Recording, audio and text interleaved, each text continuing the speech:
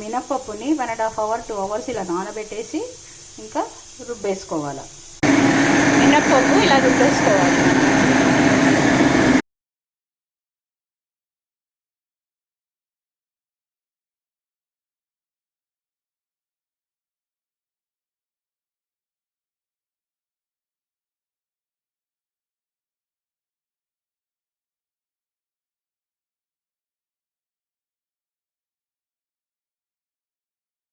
వడ వేసేస్తున్నాము. కాలుతున్నాయి వడలు. ఓకేనా.